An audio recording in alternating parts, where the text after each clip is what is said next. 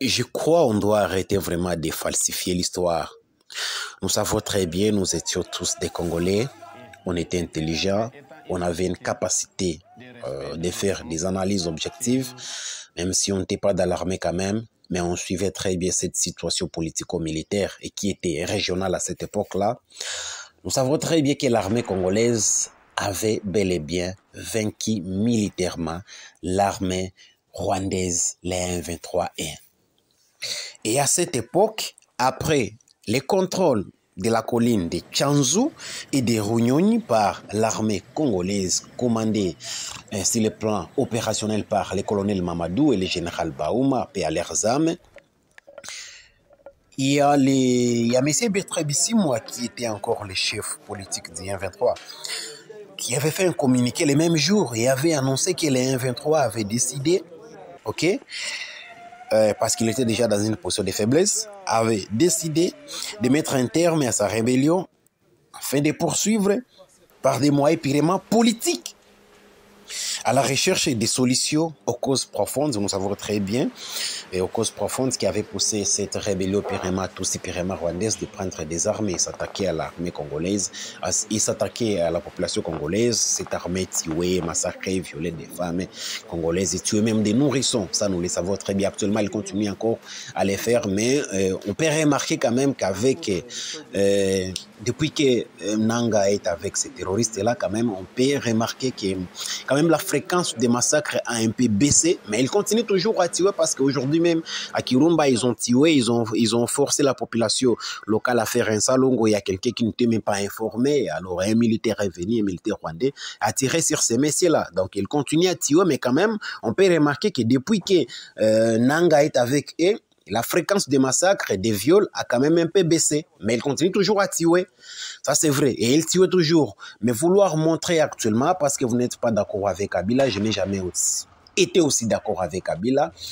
Et Kabila vraiment nous a rien laissé. Il faisait quelque chose, mais quand même, il n'a pas si donné à la population congolaise ce qu'il pouvait donner pendant les 18 ans, avec toute la richesse que possède la nation congolaise, disons. Mais quand même, on a été tous témoins et on a vu que l'armée congolaise avait vaincu l'armée rwandaise. Alors, actuellement, aujourd'hui, parce que vous n'êtes pas d'accord avec Kabila, vouloir montrer que c'est faux, on n'avait pas vaincu militairement l'armée rwandaise, il y avait des négociations.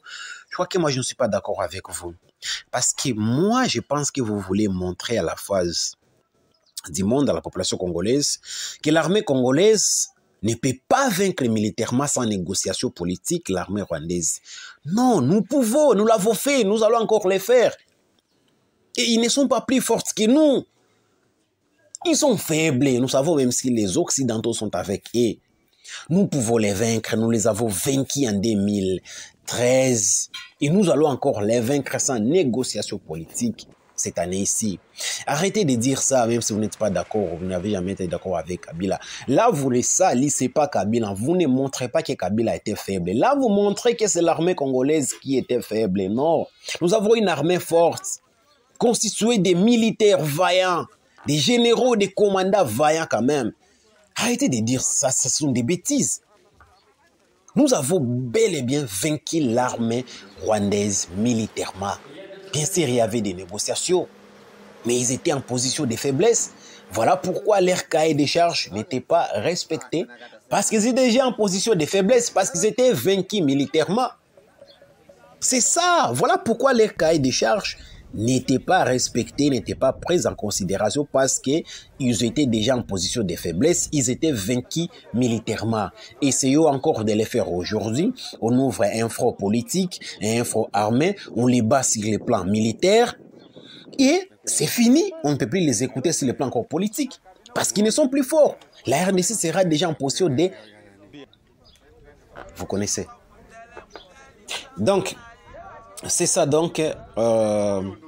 montrer toujours que nous avons vaincu les 1-23 et que nous pouvons encore les vaincre et nous allons les faire sans négociation politique. Arrêtez de dire que les 1-23 n'a jamais été vaincu. Et c'est un Congolais qui le dit et pense qu'il est en train d'aider la population congolaise, qu'il est en train d'aider le président Félix Tshisekedi.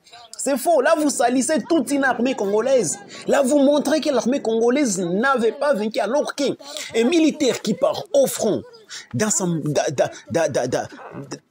moral, dans son mind, il sait qu'il avait vaincu ses grands frères. Et lui, d'abord, il y a des militaires qui sont toujours là, qui avaient combattu en 2013, ils sont toujours là au front. Dans sa tête, il sait qu'il avait vaincu l'armée rwandaise en 2013 sans négociation. Il part encore au front avec cette même idéologie-là, avec ces mêmes morales. Je sais, il va encore les vaincre. Mais essayez d'inculquer dans sa tête qu'en 2013, s'il avait vaincu l'armée rwandaise parce qu'il y avait des négociations politiques pour essayer de dire Rwandais, Bolembissa, Bossala Kabaretre, ça dit non. Là, vous êtes en train de rendre l'armée congolaise. On doit arrêter ça. On doit bel et bien montrer et prêcher que l'armée congolaise avait vaincu militairement l'armée rwandaise. Et ce jeune militaire qui est au front, en ayant ça dans sa tête, il sera motivé, il va combattre tout en sachant, tout en ayant dans sa tête qu'il va encore vaincre. Même si Félix Tshisekedi ne négocie pas avec eux, il va vaincre, il va gagner, il va déloger, il va repousser et il va tuer jusqu'à repousser ces rebelles du 1-23 du territoire congolais. Voilà ce qu'on doit dire. Arrêtez de montrer vos bêtises là, putain.